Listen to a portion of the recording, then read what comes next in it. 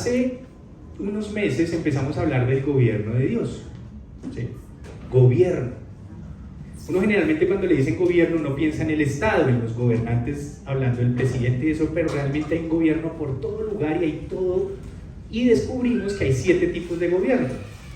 Ya ustedes lo saben los que han venido, pero lo vamos a decir para los que no han estado. Hay 7 tipos de gobierno que Dios instauró y de los cuales si no entendemos el diseño vamos a cometer demasiados errores. El primer área de gobierno, ¿cuál es? El individuo. ¿Cómo se define ese? El gobierno de Dios a través de su espíritu sobre una persona. Ese es el gobierno sobre un individuo. Hay una segunda área de gobierno, ¿cuál es? La familia. Matrimonio, muy bien. El matrimonio, que es el gobierno de Dios sobre una mujer a través de un varón. La tercera área de gobierno es Familia. la familia. Que muchas veces nos confundimos con matrimonio y familia, son 2 áreas de gobierno diferentes y se manejan y administran de manera diferente, por eso cometemos muchos errores. En esa tercera área de gobierno se define como el gobierno de Dios sobre unos hijos a través de unos padres. Por eso si los padres no se ponen de acuerdo en cómo van a instruir a sus hijos, hay choque. Tienen que los dos estar de acuerdo, no es que el papá manda eso. Los dos tienen que ser un equipo, son la cabeza de sus hijos. Muy bien. Cuarta área de gobierno, la iglesia. Hay muchas dudas y es la que en este momento estamos analizando, porque ya analizamos las otras 3. Bien. Cuarta área de gobierno, la iglesia, que se define como el gobierno de Dios sobre su pueblo a través de unos ministros. ¿Listo? La quinta área de gobierno, hay una quinta, ¿cuál es? Los que ya estaban. El gobierno del Estado, en el Estado que es el gobierno civil, que es el gobierno de Dios sobre una nación a través de un cuerpo de ministros también. ¿Cuál es la diferencia entre el área de gobierno de la iglesia y el área de gobierno de una nación o un Estado? Que en el Estado está todo el pueblo y hay mezcla de hijos de Dios y no hijos de Dios. En la iglesia, en teoría, es el gobierno de Dios sobre sus hijos únicamente. No sé si usted está dentro de esa área. Que usted esté acá sentado no quiere decir que usted esté dentro de esa área, ¿no? Que la gente cree que porque va a una congregación es de esa área. No necesariamente. Muy bien. ¿Cuál es la sexta? ¿Sí? ¿La ven la sexta? Sexta área de gobierno. No, hay una... Sí, era esa, sí. Las organizaciones, todo lo que nosotros creamos, colegios, empresas, ONGs, hospitales, todo lo que sea una organización creada por nosotros los seres humanos, eso es una área de gobierno y tenemos que entender cómo Dios dijo que gobernáramos eso para que fluya. Terrible es cuando ponemos un gerente y ahí para abajo todo el mundo. Eso es antibíblico, después vamos a leer. Igual que cuando entronamos un pastor y ahí para abajo todo el mundo. Eso es antibíblico totalmente. ¿Listo? Ya después lo vamos a analizar. Una más. La séptima área de gobierno, la espiritual. Lo invisible. Hay un gobierno dentro de lo invisible, donde hay espíritus, donde hay cosas. La gente quiere evadir eso, ¿no? Pero eso existe. Ahora, a veces echamos la culpa a todo eso y a veces somos culpables nosotros. Entonces hay un área que es un gobierno espiritual. Muy bien. Esas son las 7 áreas de gobierno y hasta ahí vamos bien. Ya vimos las 3 primeras. En este momento de nuestra época como iglesia, vamos a ver ahora el gobierno de la iglesia. Hace 8 días tenemos unos tips rápido. Si quieres sigamos, yo cito en la siguiente. A ver si se mueve el Johncito o se mueve el computador. ¿Está frizz?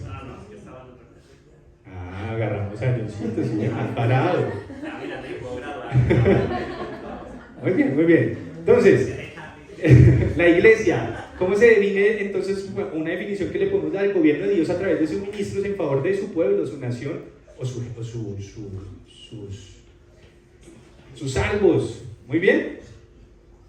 Sigamos. Esa es como la definición.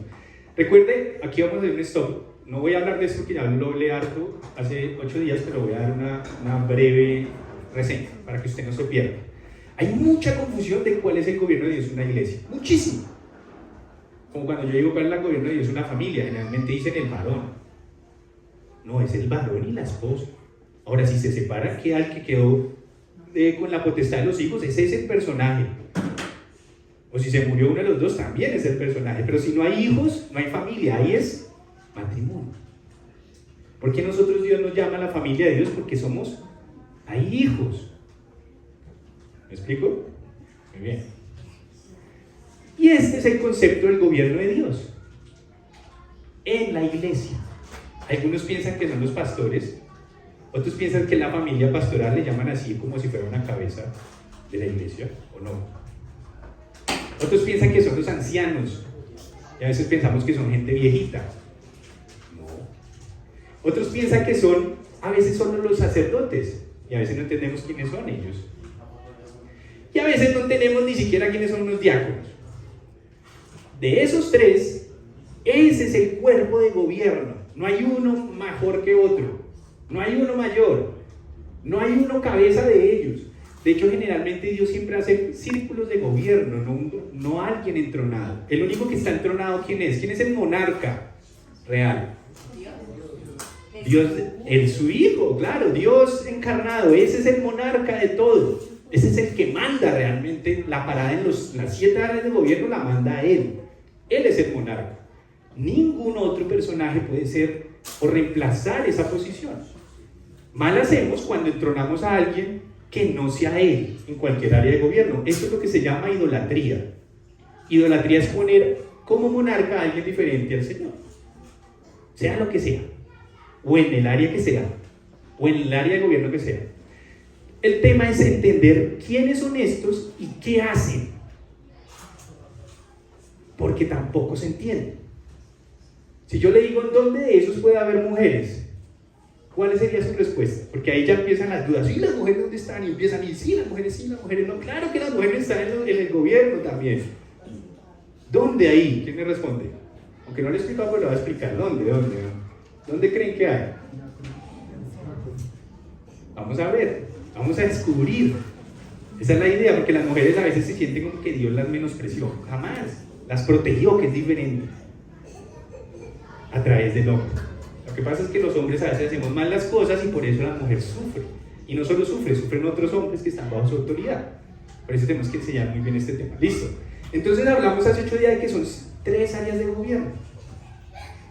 La iglesia siempre, y lo dije hace 8 días con la Biblia y lo demostré, siempre toda congregación local arranca a través de los sacerdotes. Ese es un ministro llamado por Dios a que emprenda una obra. Siempre arranca por un personaje.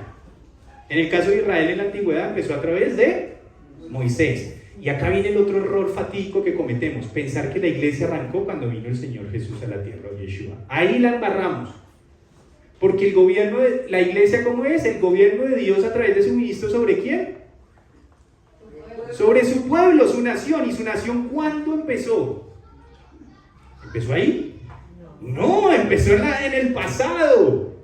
En el monte Sinaí, cuando Dios dijo, ustedes van a ser mi pueblo y yo seré su Dios. Ustedes, nación, a cual bautizó Israel. Estamos muy prontos a sacar un libro para entender que Israel no es el Estado de Israel. Nosotros fuimos injertados en Israel. Todo cristiano es Israel. Y los judíos que han creído en el Señor son Israel. Después vamos a hablar de ese libro para que usted no diga, este es un hereje. No, está todo en la Biblia. Y Él no creó una nueva cosa. Él vino a restaurar su nación. Ya después en el libro se lo recomiendo, lo vamos a leer, vamos a estudiar cuando sea. Muy bien. Entonces, la iglesia no nació hace 2000 años, nació hace mucho tiempo atrás cuando Dios creó a su nación y Él empezó a gobernar a su nación. Por lo tanto, este concepto no salió hace 2000 años, salió mucho tiempo atrás. Por eso es que no lo entendemos muy bien, porque no lo estudiamos desde atrás. Y el personaje que Dios llamó para empezar todo el gobierno de su pueblo fue ¿a quién? A Moisés. Moisés. Cuando la ves con la salsa, ¿no? Ven acá, y después le dijo, ven que te voy a mostrar. Lo primero que hace Dios cuando llama a un sacerdote es que cuando usted va a poner un gobierno sobre algo, ¿qué es lo primero que usted debe hacer? Lo primero que hay que hacer. Las normas, leyes y cosas como se va a gobernar, o sea, a poner la constitución. Todo país, familia, matrimonio, todo lo que usted vaya a hacer tiene que poner de antemano las reglas de juego. Por eso cuando usted va a emprender un noviazgo, si usted no pone las reglas de juego desde el comienzo, terrible. Después cuando casados no es ese momento, es antes de. Por eso la gente a veces se casa erróneamente. Porque no vieron la Constitución previamente a ver si se sujetaban los dos. Igualmente, la iglesia igual cuenten los demás. Si el ministro llamado aquí no es entendido en la palabra, él para abajo, todo va a ser un desastre. Porque si usted constituye mal, ¿qué ocurre después? Desastre. Nuestra Constitución colombiana tiene muchos vacíos, no tantos como otras naciones. Por eso siempre vamos a andar así. Porque tiene vacíos donde no se puede corregir a menos de que se haga otra. Pero si usted hace otra, tiene un problema gravísimo, que a veces en vez de arreglar lo que ya tenía, la alejan más de lo que Dios dice. Por eso es tan peligroso abrir. Ya es mejor estar con medio estar que abrir para que se dañe la Constitución. Pero lo bueno es que cuando usted constituye una familia, si usted no ha entendido bien las cosas, usted puede rectificar como familia. Igual como matrimonio, incluso igual con su relación con Dios. Entonces arranca en un sacerdote, luego de eso vienen los ancianos. Los ancianos son los primeros y ahorita vamos a darnos cuenta cómo, o más entre esta y el próximo sábado, cómo los sacerdotes constituyen ancianos. Y luego vienen los diáconos. Los diáconos, su naturaleza es ayudar a estos personajes, ayudarlos porque ellos no pueden hacer todo. Y ya vamos a entender quiénes son ellos. ¿Listo? La naturaleza de los diáconos es ayudar a los sacerdotes para que ellos se dediquen a su foco de trabajo, los ancianos a otro foco y los diáconos están en otro foco, interrelacionados todos entre sí, ninguno mejor que otro. Muy bien. Abra su Biblia en este momento, en esta cosa, o en este versículo, para que usted siempre se acuerde de esto. Isaías 33, 22. Isaías 33, 22, este versículo se entiende de la mejor manera en quienes tienen la Reina Valera. En la que yo leo que es la Nueva Versión Internacional no se entiende tan claro esto que vamos a leer. ¿Alguien tiene la Reina Valera? Charlie, dilo duro lo que dice Isaías 33, 22. Porque Jehová es nuestro juez, Jehová es nuestro legislador, Jehová es nuestro rey. Hasta ahí. Jehová es nuestro ¿qué? Juez. Nuestro legislador y nuestro rey. Esas son las tres áreas de gobierno dentro de un cuerpo de gobierno. Por eso está la rama ejecutiva, la rama legislativa y la rama judicial. Eso no es un invento del hombre, es un invento de Dios. Porque Él es las tres ramas. Él es el único que puede hacer las tres ramas. Él es nuestro ¿qué?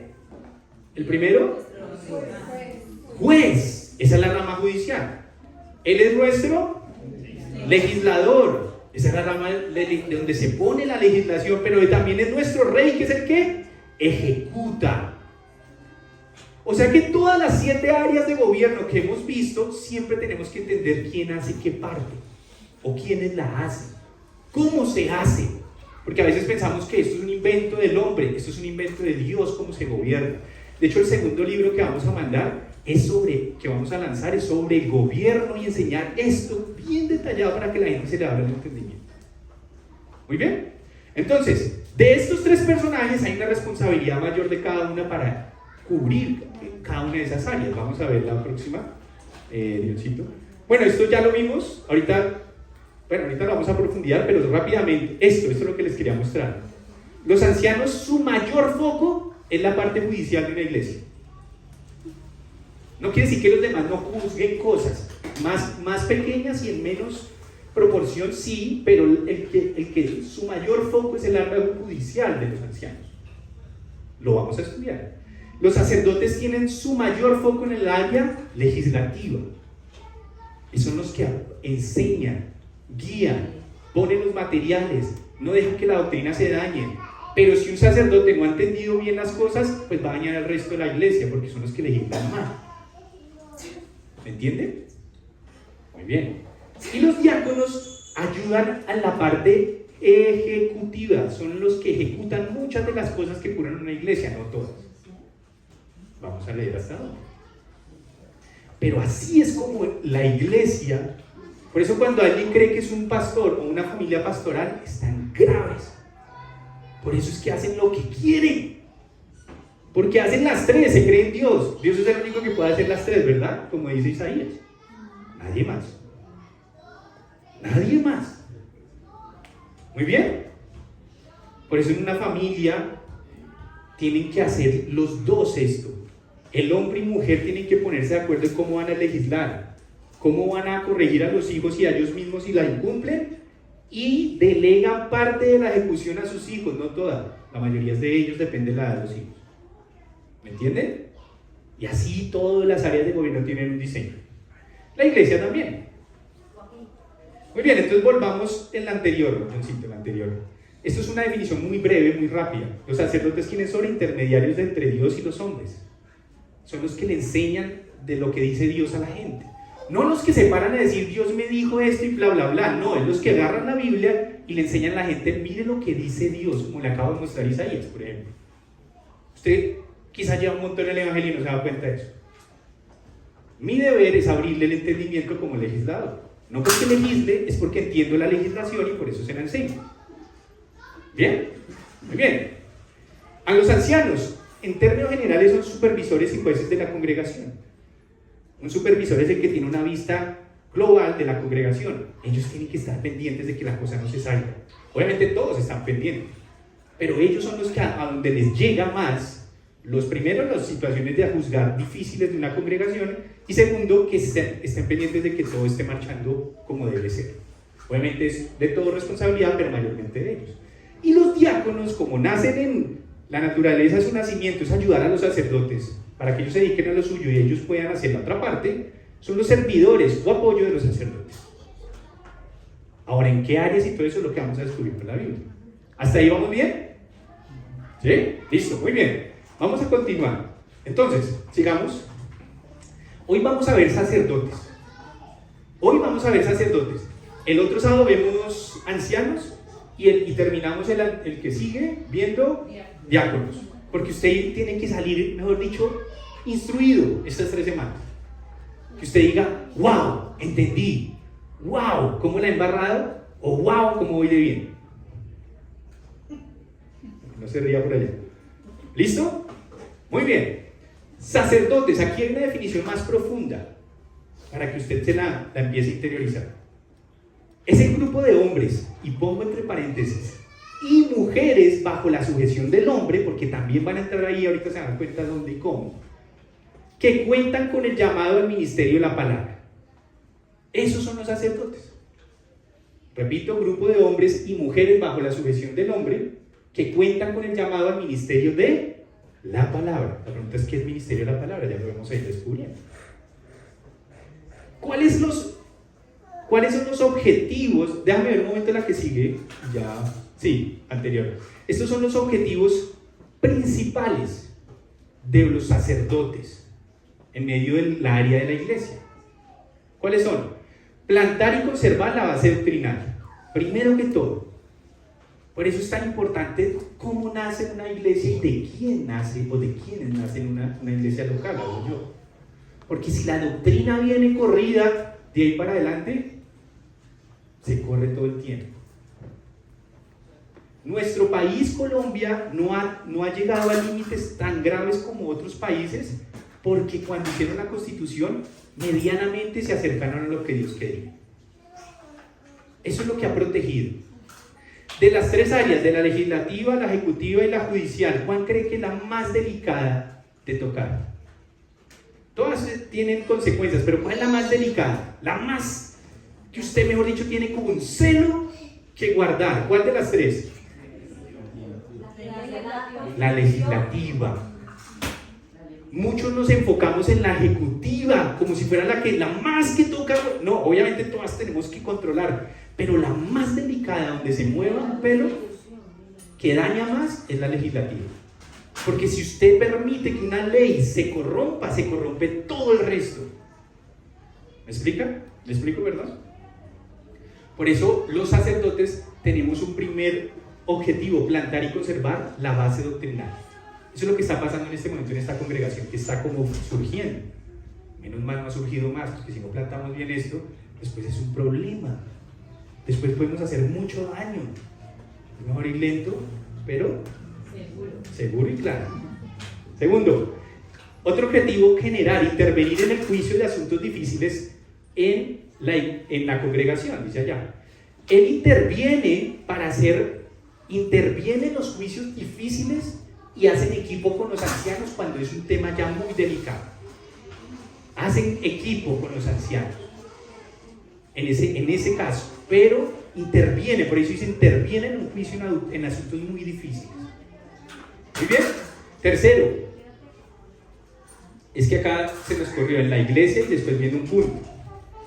El otro es delegar autoridad. Esto es muy importante lo que hacen los sacerdotes.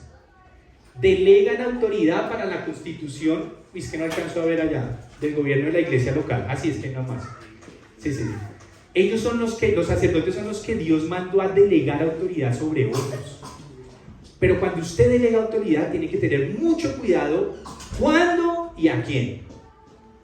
Eso es como cuando usted tiene una empresa, usted tiene que tener mucho cuidado cuándo contrata y a quién.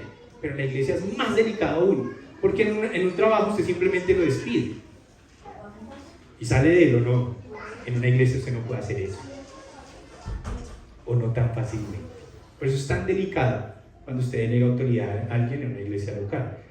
Cuando en una iglesia local se delega rápidamente y fácilmente a gente que tenga responsabilidad de autoridad, cuando no lo hacen con el temor que debe hacerse y con la diligencia que debe hacerse, se vuelve un problema gravísimo. Y algunos han sufrido las consecuencias de haber hecho eso mal.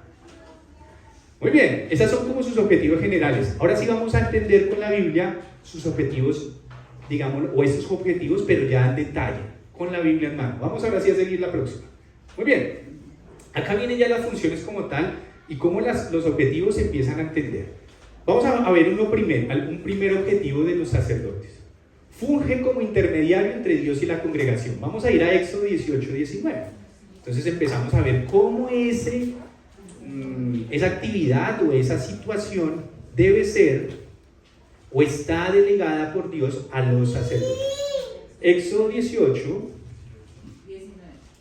Vamos a conocer mucho la Biblia. Usted aquí se da cuenta cómo la palabra de Dios es verdad. Una gran mentira que nos hemos comido la mayoría es que el Antiguo Testamento ya pasó. Eso es de lo más grave que se puede decir, o que fue abolido, de los más graves de las cosas que puede decir, porque la constitución divina para la nación de Dios es el Antiguo Testamento. Usted no puede quitarlo. Por eso el Señor dijo: cielo y tierra pasarán, pero ni una tilde, ni nada de lo que está escrito hasta que no se cumpla va a pasar. Por eso todo está fundamentado allí. Lo que pasó en el Nuevo Testamento es simplemente una consecuencia y continuidad de lo que ya pasaba en el anterior. En ese primer libro que vamos a lanzar lo van a poder entender. Muy bien. Fungen como intermediario entre Dios y Dios. Éxodo 18-19 dice lo siguiente. Hablando de Moisés en esa época, en este momento, ¿qué está pasando? Moisés está tomando el liderazgo sobre el pueblo de Israel.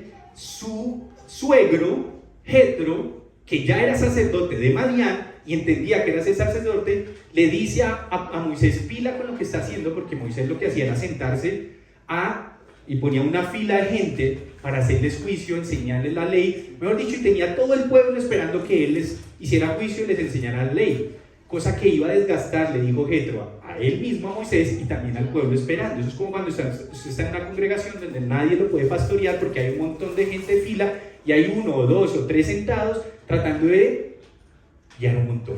Eso no tiene sentido. Entonces Jetro venga y le dice, en el versículo 19, oye bien el consejo que te voy a dar, le dice a Moisés, y que Dios te ayude. Tú, este es el primer mandamiento para un sacerdote, tú debes representar al pueblo ante Dios y presentarle los problemas que ellos tienen. Lo primero que debe hacer un sacerdote. representar ante Dios a su pueblo y presentarle a Dios los problemas que ellos tienen. Gracias. Por eso nosotros, los que empezamos a ser llamados como sacerdocio, tenemos que estar orando por ustedes ante Dios y trayéndole lo que la palabra de Dios clarita a ustedes. Entretenerlos es sencillo. Tirarles vainas ahí emocionales, más fácil. Pero explicar la palabra de Dios sí requiere de entendimiento. Y yo siempre he dicho, si usted un día aquí no se va sorprendido, ese día perdimos el tiempo. Porque usted tiene que salir así. La palabra de Dios es impresionante. Cuando usted pierde eso es porque usted ha dejado de entenderla. ¿Entienden? Valga la redundancia. Muy bien. Vamos a leer solo de a uno, pero ahí está el otro por si lo quiere ir a ver. La segunda, tiene la autoridad delegada de Dios para bendecir a la congregación y perdonar o no sus pecados. Eso parece un poquito fuerte, pero eso es verdad. Los sacerdotes tienen eso. Miren cómo ellos pueden delegar, o más bien tienen la autoridad delegada de Dios para bendecir a la congregación. Vamos a Números 6:22. Vamos a ver. Vamos. Números 6:22. Esto nos tomó mucho tiempo de hacer. Aquí se ve facilito, ¿no? Usted ya tiene todo desmenuzado. Es como cuando el papá y la mamá se esforzaron un montón por hacer tremendo banquete y cuando llegan, usted ya ve todo servido y los hijos, pero usted no sabe todo lo que pasó atrás. Tomó mucho tiempo, años de estudio, años de entendimiento. Por eso ustedes van a ser beneficiarios de una manera tremenda en estas 3 semanas y de ahí para adelante también. Muy bien. Entonces, Números 6:22 dice así. Hasta el 27.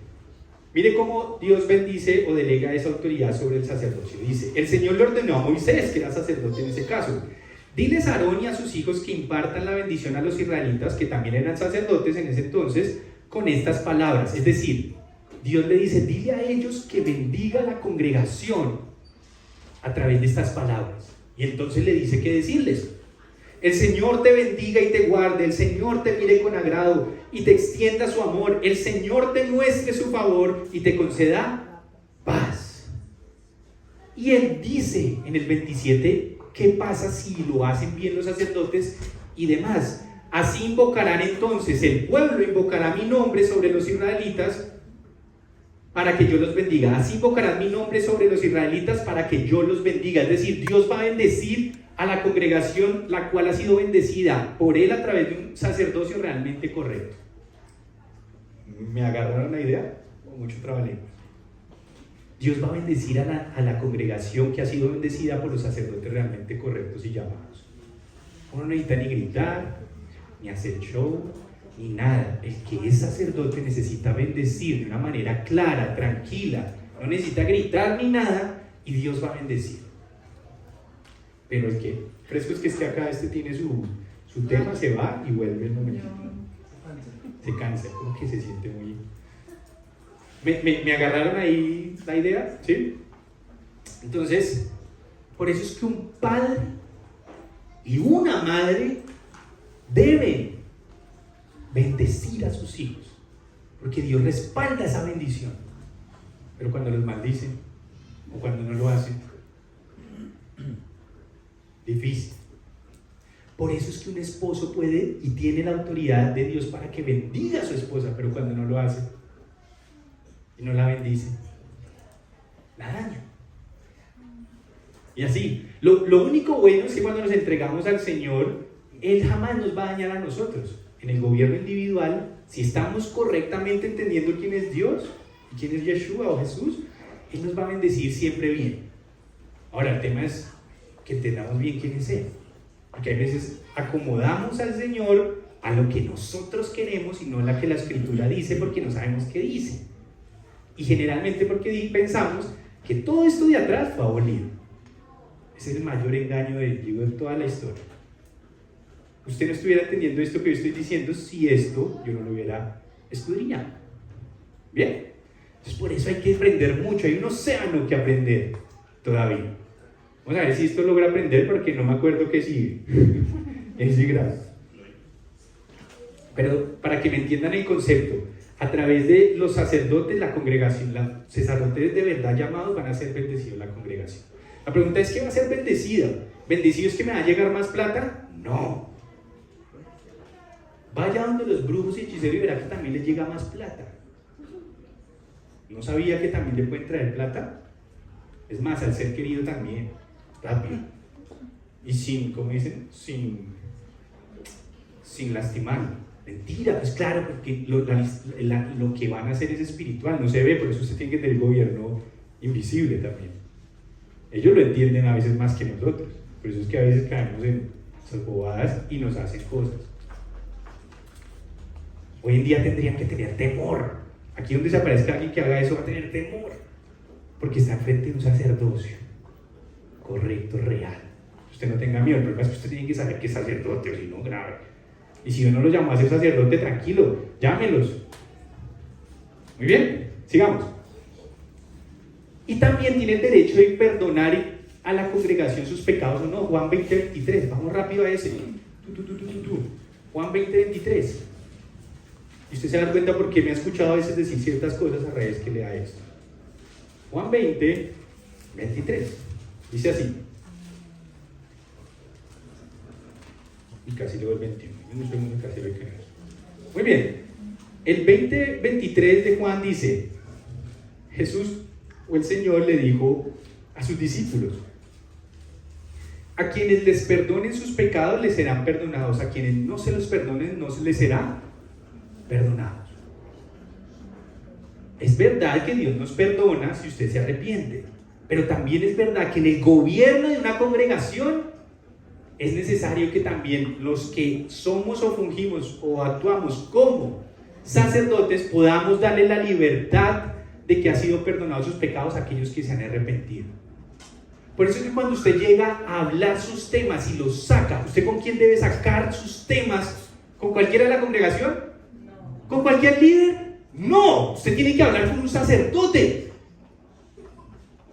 Lo que pasa es que cuando ya se sale la cosa de control, usted tiene que poner rápido a gente. Y ahí vienen los problemas.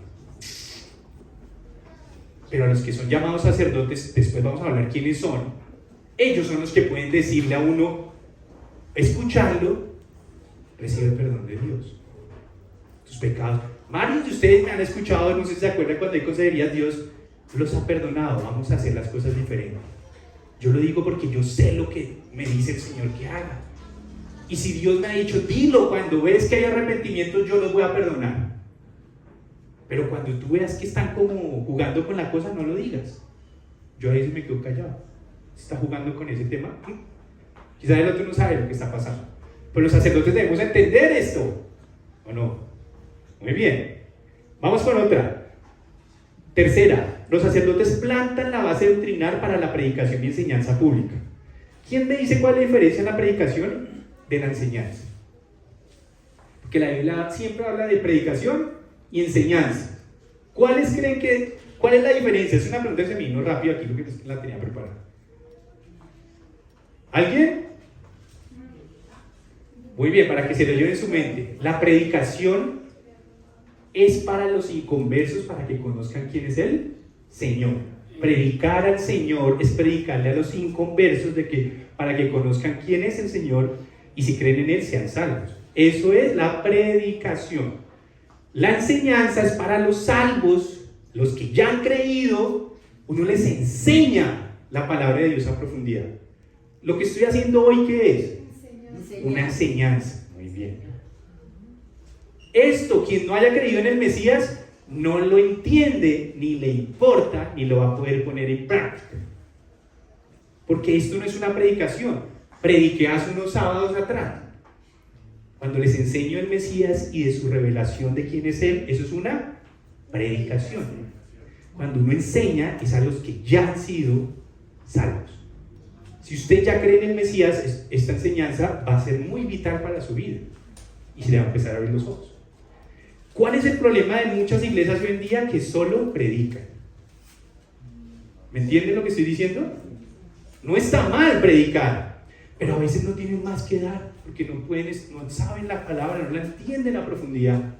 Entonces lo máximo que pueden hacer es predicar y queda gente salva pero como bebé, de brazos, comiendo arándanos, como aquí el doctor. Así quedan muchas congregaciones y pueden llegar a ser miles de personas, pero todos como bebecitos. ¿Me explico lo que quiero decir? Aquí lo que a mí me importa es que seamos 20, 40 o 1000 en el futuro, sean maduros. Por eso no solo debemos predicar, sino enseñar. Porque los evangelistas predican, los maestros enseñan. Esos son partes del sacerdocio. Menos mal, estamos procurando que usted tenga de las dos. ¿Listo? Éxodo, vamos a ver rápido eso. Éxodo 34, 29. Leamos rápido dónde salió esa idea. Éxodo 34, 29. ¿Hasta ahí vamos bien? ¿O más confundidos que como entraron? No, pues ahí sí grave. ¿Cierto? Éxodo 24. Perdón. 34, 29. Sí, señores. Dice así. 34, 29. Cuando Moisés, que era el sacerdote en ese momento, descendió del monte Sinaí, ¿se acuerda que él fue al monte a verse con Dios? Cuando él descendió de ahí, traía en sus manos las 2 tablas de la ley. Él es el que tenía la responsabilidad de mostrarle al pueblo la constitución, lo que Dios decía. Dice, pero no sabía que por haberle hablado al Señor, de su rostro salía un haz de luz. Los verdaderos sacerdotes tienen un sello, y no es una luz que usted se asusta y se tumba y se cae, no. Tienen el sello de la santidad de Dios. Viven realmente en santidad y conocen la escritura a profundidad, porque conocen su ley. Al ver a Aarón y todos los israelitas que el rostro de Moisés resplandecía, tuvieron miedo de acercársele. No hay que tener miedo. Ahora, si usted anda muy mal y no está arrepentido y no se quiere arrepentir y quiere vivir en desobediencia, sí téngale miedo a un sacerdote, a un verdadero. Porque mucho lo que quiere es que usted deje la plata, no importa usted cómo ande, ¿no? Eso es un falso profeta. Sigamos. Pero Moisés llamó a Aarón y a todos los jefes y ellos regresaron para hablar con él. Luego se le acercaron todos los israelitas y Moisés, miren lo que hizo Moisés, les ordenó acatar todo lo que el Señor le había dicho en el monte Sinaí. Los sacerdotes no tienen por qué, para tenerlo a usted quietico y que no se le vaya, no decirle la verdad de la ley y la verdad de la instrucción y la verdad cuando haya que corregir, pero también animarte cuando estés caído, pero también felicitarte cuando estés bien. Los sacerdotes son los que deben velar porque la gente entienda la palabra y ande bien. ¿Sí me agarran? Ahí lo dice. ¿Hasta dónde dice ahí? Está el 35. En cuanto Moisés terminó de hablar con ellos, se cubrió el rostro con un velo. Siempre que entraba a la presencia del Señor para hablar con él, se quitaba el velo mientras no salía. Al salir les comunicaba a los israelitas lo que el Señor le había ordenado decir. Si yo no tengo palabra viva cuando usted venga es porque yo no estaba haciendo esto. Y los pueden volatar con cualquier cosa, ¿no? Pero como yo me tomé esto en serio hace muchos años, cuando usted venga tiene que haber algo del Señor realmente detrás. ¿Listo? Muy bien. Generalmente aquí no hay aplausos ni nada. Aquí hay una convicción que empieza a carcomerlo porque es que es la palabra. Yo creo que así se sentía un poquito la gente cuando bajaba de Moisés. Les decía cosas, wow.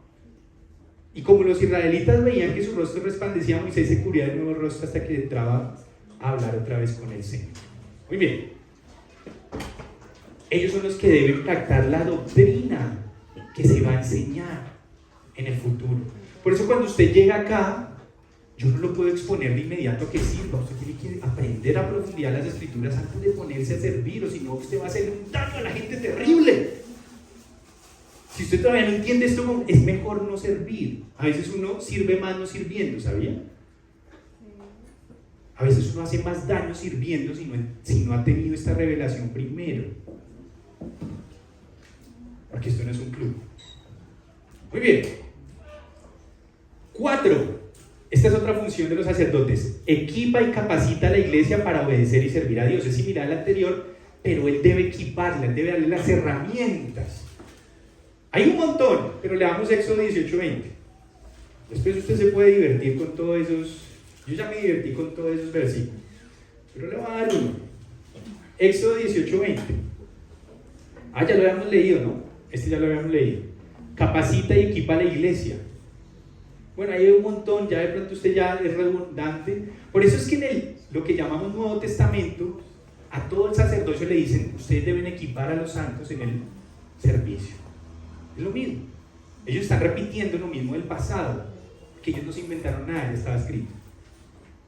Pregunta, ¿qué predicaban los primeros apóstoles si no existía el Nuevo Testamento? ¿Qué predicaban? La ley de Dios, la Torá, esas son las escrituras. Ahora, las demás de ellos también, obvio. Pero lo que entiendan es que si usted no es capaz de explicar el Evangelio con el Antiguo Testamento, usted no ha entendido qué hacían ellos. Porque ellos no tenían lo que llamaban nuevo. Ahora, yo no estoy diciendo que no le podamos pegar al nuevo, claro. Pero la Constitución está en el antiguo. El nuevo es simplemente la interpretación de eso, pero eso no cambió. ¿Sí? Así es. Sigamos. El sacerdote debe intervenir en el juicio de los asuntos más delicados y difíciles. Miren esto tan interesante. Éxodo, vaya conmigo, Éxodo 18:26. Lo más delicado y difícil que se presente en una congregación, él junto a los ancianos, cuando los veamos los ancianos, se van a dar cuenta que en conjunto ellos se metían en el juicio de estos temas delicados. Éxodo 18:26. Estos jefes fungían como jueces de tiempo completo. Están hablando de los diáconos. Ahí es cuando nacieron los diáconos, los que iban a ayudar en las tribus, en varios grupos dentro de las tribus de Israel, le iban a ayudar a fungir en los problemas más sencillos. Pero entonces dice, estos jefes fungían como jueces en tiempo completo atendiendo los casos más sencillos, pero remitiendo a Moisés, es decir, al sacerdocio, los casos más difíciles. Por eso es que cuando hay ministerios diferentes en las congregaciones, el primer paso es que entre los líderes de esos ministerios traten de arreglar esas situaciones. Cuando no, ya hay que llamar al sacerdocio, y cuando ya incluso a los ancianos. ¿Me explico? Ya después lo veremos. Pero los temas de juicio más complejos, rápidamente a los ancianos, a los sacerdotes y a los ancianos posteriormente. Cuando hay una iglesia demasiado grande, donde no hay la suficiente gente en el sacerdocio para ayudar a estos temas, se sale de control y no tienen cómo acudir a los temas difíciles a los sacerdotes, y por ende terminan tomando decisiones muy graves en medio de los ministerios. Muy bien, sigamos. Tiene la delicada, y esto es muy importante, los sacerdotes tienen la delicada responsabilidad de delegar autoridad entre la congregación adentro, buscando siempre la voluntad de Dios para hacerlo. Miren, esto es tan interesante. Primera de Timoteo 5:22. Vamos a buscar esto, ya ahorita volvemos al antiguo, que lo van a ver también ahí. Primera de Timoteo, si alguien lo encuentra, me lo dice duro, por favor. 5:22. Yo también voy buscando. Ya lo encontré. Le dice Pablo, que es sacerdote, a Timoteo, que lo estaba preparando para hacerlo y que él también lo iba a empezar a hacer con su gente. Le dice: no te apresures a imponerle manos a nadie. Uno de los motivos para imponerle manos a alguien era para delegar autoridad. No te apresures a hacerlo, no sea que te hagas cómplice de pecados ajenos, no sea que pongas a una persona que no esté andando bien y no esté de verdad llamada a eso, y no esté como Dios quiere que esté para fungir como ellos o actuar como ellos, y seas tú responsable de lo que estás haciendo. ¿Me explico? ¿Está buscando gente perfecta? No, pero sí gente libre. Porque ningún esclavo puede servir al Señor. Cuando usted y yo andábamos en la oscuridad, esclavizados al pecado, ¿le podíamos servir al Señor? No, lo primero que había que hacer era que Dios nos liberara del pecado, de la esclavitud a Él. Y una vez ya fuimos libres, por eso el Señor le dijo a todo Egipto y al faraón: deja ir a mi pueblo, ¿para qué? Para que me adoren, para que me sirvan. Mientras Israel se mantuviera esclavo, no podía servir. Muchos a veces quieren servir rápido y están todavía esclavos. Espere, tranquilo. Vamos con calma, bajemos las revoluciones, busquemos tu libertad, y una vez seas libre, alguien libre es alguien que no practica pecado. A veces, todos a veces cometemos algún pecado, claro, pero ya no estamos esclavizados a practicarlo. Quien esté practicando pecado en este momento es porque está esclavo de él. Por eso no puedes servir mientras seas esclavo. Nadie te va a juzgar, pero te hacemos más daño si te ponemos a servir. Hay personas que dicen, no, póngame a servir, que eso me ayuda a salir de la esclavitud. No, eso no es verdad. Eso es mentira. Cuando eres libre, ahí sí vas a poder servir. No te ponemos a servir para que seas libre. Eso no está en la Biblia, no es así. Vuelvo y te repito, nadie es perfecto, pero hay unos que practican, otros que ya no lo practican porque fueron libres. Vamos a leer una más, Oseas 8:4, sobre este tema. No se vaya a dormir, que ya casi. ¿Listo? Oseas, si alguien lo encuentra, ¿me ayuda? Mientras yo también lo busco.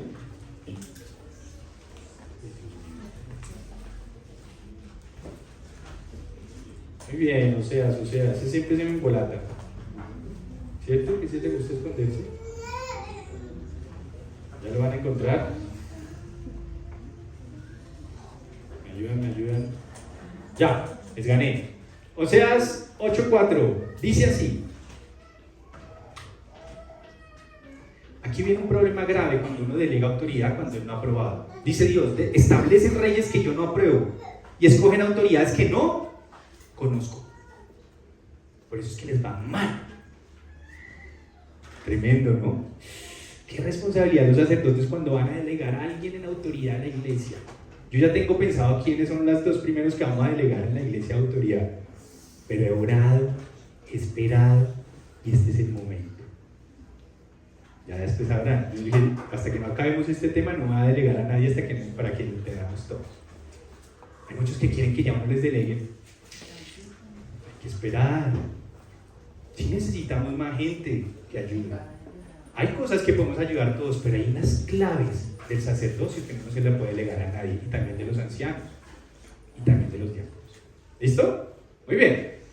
Una más. Sus miembros, los sacerdotes los sacerdotes entienden la relevancia de dedicarse a la oración y al ministerio de la palabra con el fin de desempeñar correctamente sus deberes. Ellos tienen una capacidad o saben la necesidad que tienen de orar mucho más que los demás y de desempeñarse en el ministerio de palabra en más tiempo que los demás, precisamente por su llamado. Leamos Éxodo 24:15. Miren esto tan interesante. A veces pensamos que tiene que haber un ministerio de intercesión en las iglesias. Los que más deben interceder son los sacerdotes. Y yo no estoy culpando a los que hacen esa labor, pero a veces los sacerdotes no la hacen, y si la hacen, generalmente la mayoría de mujeres de las iglesias. Que no está mal que lo hagan, pero los sacerdotes se rascan la barriga mientras las demás están rompiéndose el lomo orando. Cuando son ellos los primeros llamados a hacerlo. Miren lo interesante. Éxodo 24:15. ¿Alguien lo tiene? ¿Que quiera hablar duro? 24:15. Lo digo yo entonces. En cuanto Moisés subió, una nube cubrió el monte. ¿Qué era lo que hacía Moisés constantemente? Dice, y la gloria del Señor se posó sobre el monte Sinaí. Dice, 6 días la nube cubrió el monte, y el 7º día desde el interior de la nube el Señor llamó a Moisés. O sea, Moisés se la pasaba yendo a la presencia de Dios, orando. Y dice, a los ojos de los israelitas la gloria del Señor en la cumbre del monte parecía un fuego consumidor. Moisés se internó. Son personas que se internan en la presencia de Dios, en la nube, y subió al monte y allí permaneció 40 días y 40 noches. Miren lo que dice esta otra parte. También Éxodo ya lo leímos, mira lo que dice Hechos 6:4, pasando a una cosa que es muy clara cuando ya estaban los apóstoles del Señor. Dice Hechos 6:4. Miren lo que dijo Pablo en la época en que él ya estaba fungiendo o haciendo sus deberes de sacerdote. Dice, bueno, desde el 2 les voy a decir, así que los 12, desde el 2, 6:2, así que los 12, hablando de los apóstoles, reunieron a toda la comunidad de discípulos y les dijeron, no está bien, miren lo que dijeron, no está bien que nosotros los apóstoles descuidemos el ministerio de la palabra.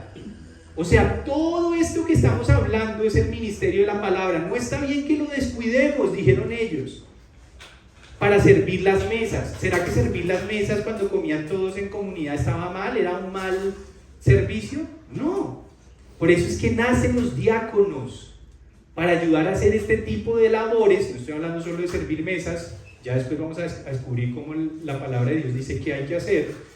Pero ellos son los que se iban a dedicar a eso para que los apóstoles se dedicaran a lo otro. Por eso es que nace ese ejecutivo, los diáconos. Y después dice, hermanos, escojan de entre ustedes a 7 hombres de buena reputación, llenos del Espíritu de Dios y de sabiduría, para encargar esta responsabilidad. Estamos hablando de diáconos, pero no vamos a hacer el foco ahí. Así nosotros, dice él, nosotros los sacerdotes nos dedicaremos de lleno ¿a qué?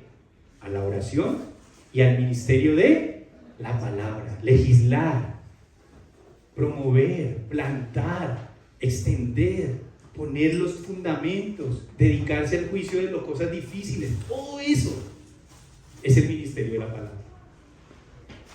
¿Entienden la revelación? Cuando hay un sacerdote que un poco de ir a la presencia de Dios a solas, porque uno siempre anda en la presencia de Dios, ¿no? Usted trabajando está en la presencia de Dios. Usted lavando los platos en la cocina está en la presencia de Dios.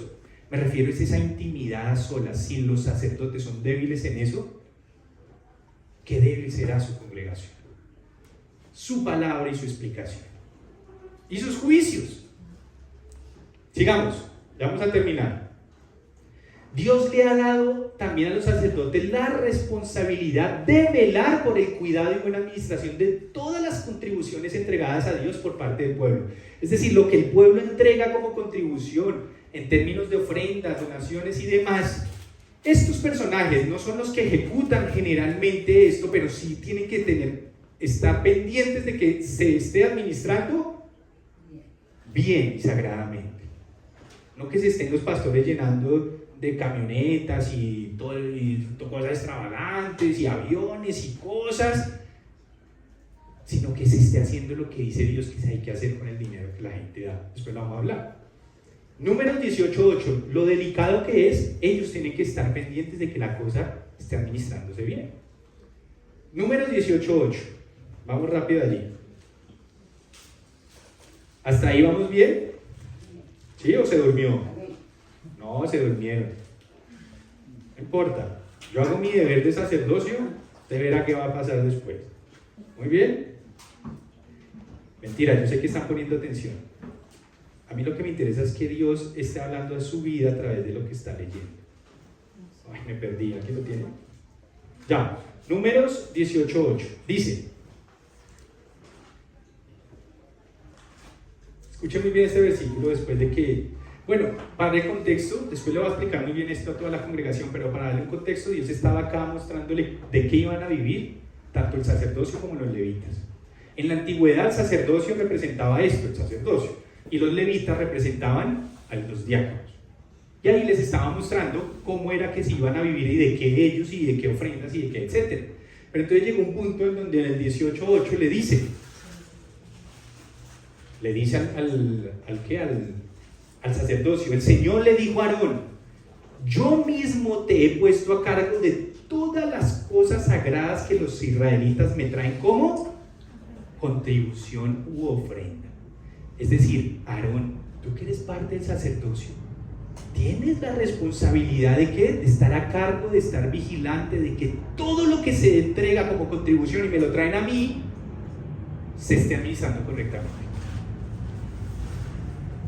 ¿Bien? A veces se confabulan y hacen cualquier cosa. Invierten más en edificios que en la capacitación y la gente. Ahora no estoy diciendo que no necesitemos los edificios, pero hay que entender después la escritura, cómo dice que se debe manejar cada centavo que la gente da en agradecimiento. ¿A quién? A Dios. Muy bien, sigamos. Dios a los sacerdotes le ha otorgado el derecho de vivir y obtener su sustento de contribuciones entregadas a Dios por parte del pueblo y de los diezmos entregados por a los diáconos. Aquí viene el tema de toda la vida. ¿A qué carajos o por qué damos diezmos y ofrendas y todo eso? ¿Y para quién y por qué y para qué? Quiero enseñarle algo rápido para que se lleven su mente. Los levitas, que eran todo el pueblo de Leví, de la tribu de Leví, fue elegida para ayudar en el manejo de todo lo que tenía que ver con el templo de Dios. Pero los sacerdotes eran los que eran como sus jefes, y los sacerdotes hacían las cosas más delicadas y sagradas dentro del templo. Los sacerdotes hacían las demás. Es decir, los levitas hacían las demás. Los levitas eran los diáconos del momento, eran los ayudantes de los sacerdotes. Y los sacerdotes, ¿de qué lo vamos a ir leyendo, pero por si no me alcanza el tiempo? ¿De qué vivían los sacerdotes? Los sacerdotes vivían de todas las cosas que la gente traía de ofrenda a Dios, y también como penitencia por sus pecados, porque también tenían que traer ahora animales para que los perdonara temporalmente mientras el Cordero Pascual, que era nuestro Señor, iba a ser sacrificado. Pero de todas estas ofrendas que traían de agradecimiento o por sus pecados, eso le quedaba a los sacerdotes. Sin embargo, los diezmos fueron estipulados para que el diaconado, es decir, los levitas, pudieran comer.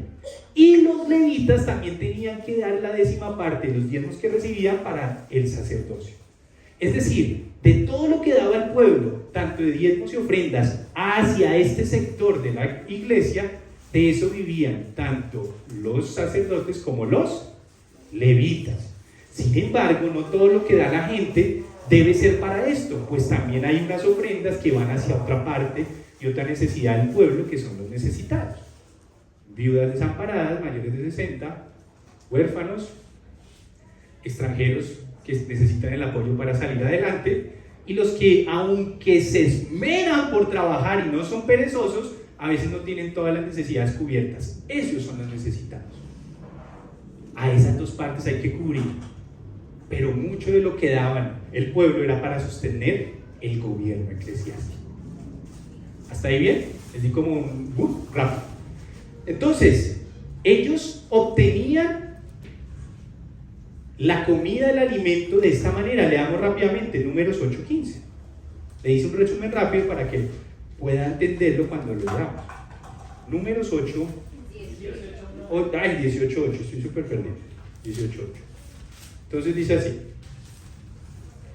Miren lo que dice. Volvemos al 18:8, pero hasta el 15. El Señor le dijo a Aarón: yo mismo te he puesto a cargo de todas las cosas sagradas que los israelitas me traen como contribución. Escuchen esto: a ti y a tus hijos, hablando del sacerdocio, se les ha entregado como su porción consagrada, como estatuto perpetuo. Te corresponderán las cosas más sagradas que no se queman en el altar. En esa época llevaban muchos animales y cosas. Entonces, tuya será toda la ofrenda que presenten los israelitas, junto con las ofrendas de cereal, los sacrificios expiatorios y los sacrificios por la culpa. Todo esto que ellos me traen será algo muy santo para ti y para tus hijos. Comerás, le dice a los sacerdotes, de las cosas más sagradas y las considerarás santas. Todo varón comerá de ellas, y también te corresponderán las contribuciones de todas las ofrendas mecidas que me presentan los israelitas. A ti, a tus hijos y a tus hijas les he dado esto como estatuto perpetuo. Es decir, ellos comían de todo esto que traía el pueblo a razón de estas situaciones. Usted dice hoy en día: pero nosotros ya hoy en día no matamos nada, ¿verdad? Ya no estamos... Entonces, ¿de qué van a comer los sacerdotes? Claro, pues ahí entonces tenemos que empezar a ver cómo distribuimos los diezmos, generalmente entre el diaconado y el sacerdocio, que es más duro todavía, y a veces de las ofrendas, parte de las ofrendas que ustedes y todos entregamos en algún momento de manera voluntaria. Miremos el 18:28. Ahí mismo, en el 18:28, saltándonos, después dice, sí, 18:28, dice, Bueno, aquí me voy a adelantar para que se dé cuenta. Si usted lee desde el 25, ahora le van a decir a los levitas, es decir, a los diáconos de que iban a vivir. El Señor le ordenó a Moisés que les dijera a los levitas: cuando reciban de los israelitas los diezmos que les he dado a ustedes como herencia, ofrézcanme como contribución el diezmo de esos diezmos. La contribución que ustedes me presentan les será contada como si fuera trigo de la era o de mosto del lagar. Así que reservarán para mí como su contribución el diezmo de todos los diezmos que reciban de los israelitas, y se lo entregarán ¿a quién? Al sacerdote. O sea que los sacerdotes también vivían de los diezmos que recibían los diáconos. ¿Me agarra? Interesante. Muy bien. Miren lo que dice ahora el 10. Los sacerdotes son personas que serán juzgadas mayormente, dada la magnitud de su responsabilidad. A veces todo el mundo quiere ser sacerdote y no se le olvida esta parte. Números 18:1, la parte B, o sea, la segunda parte del versículo. Números 18:1, ahí mismo donde estamos, ahí usted se vuelve. El Señor le dijo a Aarón: todos los de la tribu de Leví se expondrán a sufrir las consecuencias de acercarse a las cosas sagradas. Está hablándole primero al diaconado. Los de la tribu de Leví todos los de la tribu de Leví se expondrán a sufrir las consecuencias de acercarse a las cosas sagradas. Es decir, los diáconos también van a tener responsabilidad. Muy de lo que se le delega, después vamos a hablar qué es lo que se le delega a ellos. Pero de entre ellos solo tú, hablando del sacerdocio, y tus hijos se expondrán a las consecuencias de ejercer el sacerdocio. Es decir, el sacerdocio tiene unas consecuencias delicadas. Hoy en día a veces los que hacen este rol, que a veces se les llama pastores, maestros, líderes, lo que sea, se acuestan con otras de la congregación, los ponen en penitencia un mes y ya vuelven a como si nada, hacen y deshacen con la plata y cuidado les dicen algo. Lo que quieren son los aplausos para ellos, no enseñan a la gente, no le sacan tiempo a la gente. Y yo cuando leo eso digo: Dios mío, yo que no me meten en eso un día. Vean lo que dice Levíticos 10:1-5. Esto es muy interesante y por eso es necesario. Ya estamos en la parte final del día de hoy. Ay, me perdí. Ya, Levítico 10:1-5. Dice así. Acordándonos de una situación. Pero Nadab y Abiú, hijos de Aarón, o sea, ellos eran de la parte sacerdotal, hijos de Aarón, que era el hermano de Moisés. Ellos dos, Nadab y Abiú, dice: tomaron cada uno su incensario y poniendo en ellos fuego e incienso, y ofrecieron ante el Señor un fuego que no tenían por qué ofrecer. Eso es cuando usted está sirviendo y no tiene por qué estar sirviendo en eso. ¿Y qué pasó? Pues él no lo sé. ¿Quién no les había mandado a hacerlo? Aarón no mandó a sus hijos, a pesar de que era sacerdocio, a hacer eso que se pusieron a hacer los hijos. Eso es cuando usted tiene demasiado ímpetu. Y en vez de esperar que un sacerdote entendido le delegue esa autoridad, usted se toma esa autoridad por sí mismo. Y va y hace cosas, y hace grupos, y hace vainas, y de repente, ¿qué le pasó a ellos? Entonces salió de la presencia del Señor un fuego que los consumió y murieron ante él. Uy. Porque es que los que hacen el sacerdocio y son llamados a ello tienen que tener demasiado cuidado como van a ejercer dicho llamado. Yo una época de mi vida que cuando empecé a entender eso, le metí freno al tema, porque yo era de los activistas eclesiásticos. Hacer de lo que me metía las narices y hacía y deshacía. Un día que uno de mis pastores me enseñó esto, yo hice y me bajé del bus un tiempo. Estuve como un año quieto, meditando en la palabra, hasta el día en que de una manera tan increíble Dios dijo: ya hace tiempo, vuelve a hacerlo. Pues a través de un sacerdote, bueno, vuelvo a hacerlo, ya voy tranquilo, ya entendí. Menos mal no me mató el Señor, por misericordia, si no estuviera acá. Pero hay que tener un cuidado. Yo tengo que tener un cuidado. Cada uno de ustedes, cuando sea delegado de algo en el gobierno de la iglesia, tiene que tener un cuidado. Ustedes a veces, y yo también, creemos que Dios no va a hacer justicia con los que se la pasan jugando con la palabra de Dios. La va a hacer. Y cuando usted menos se dé cuenta, le pasa algo a este personaje, o a sus hijos, o a su gente. Entonces más vale que estemos con mucho cuidado. ¿Me queda alguna? Quedan dos nomás, me esperan esas dos rápido. Su propósito, el de los sacerdotes, no culminará hasta que todos lleguemos a la unidad de la fe y el conocimiento del Hijo de Dios, es decir, hasta cuando el Señor regrese. O sea que tenemos que rogar porque haya más sacerdocio, real sacerdocio, no mentirosos sacerdotes. Ya después vamos a ver quiénes son, porque he hablado mucho de sacerdote, pero después tenemos que saber quiénes son, cómo se llaman, qué hacen. Eso lo hablaremos después. Efesios 4:13, alguien que lo tenga, por favor. No lo he buscado. Y otro que me tenga Efesios 4:11 para ver lo último. Efesios 4:13, alguien que lo lea rápido, duro, Charlie. A ver, dice, hasta que todos lleguemos a la unidad de la fe y del conocimiento del Hijo de Dios, a un varón perfecto. Hasta ahí, a la medida de la santidad. Uy, tremendo, ¿no? Hasta que no pase eso, no se va a terminar esto. O sea que, ¿por qué hay sacerdotes? Porque tenemos gracias. Hay sacerdocio porque hay un sumo sacerdote, ¿no? ¿Recuerda el diseño, no? ¿Quién es nuestro sumo sacerdote? El Mesías, Jesús, Yeshua. Él es nuestro sumo sacerdote. Gracias a que tenemos un sumo sacerdote, tal como en la antigüedad se hacía, pueden haber sacerdotes. El sumo sacerdote tiene un rol que no tenían los sacerdotes, y después lo hablaremos.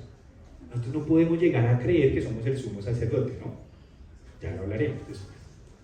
Pero sí somos sacerdotes, algunos llamados a eso en el gobierno eclesiástico. La última, los sacerdotes están conformados por 5 tipos de personas que son equipados por Dios para desempeñar cada uno de estos ministerios en favor del pueblo. Efesios 4:11, usted ya conoce esos ministerios, pero leamos.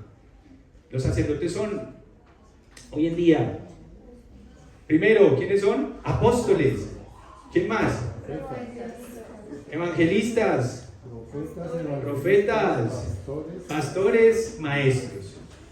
Ahí hay un debate. Cuando yo le muestre que todos existen todavía, usted no me va a apedrear. Y no quiere decir que haya personas mejores o peores, pero que los 5, necesitamos los 5 llamados. No estoy diciendo que alguien sea mejor que el otro, pero sigue operando igual. Igual, necesitamos los 5 llamados. Después les voy a mostrar, al final de la iglesia lo voy a mostrar. Dentro de 8 días voy a mostrar esto mismo, pero de ancianos. Dentro de 15 esto mismo, pero de diáconos. Y la que sigue termino explicando estos 5 llamados. ¿Listo? Ahí está el fixture. Vamos aclarando un poquito. Apenas estamos viendo quiénes y qué hacen los sacerdotes dentro del gobierno de la iglesia. Ellos son el único parte del gobierno, no faltan los otros 2. Y al final todo va a encajar y usted va a decir, ya entiendo cómo funciona. Y así tenemos que funcionar nosotros. Para allá vamos.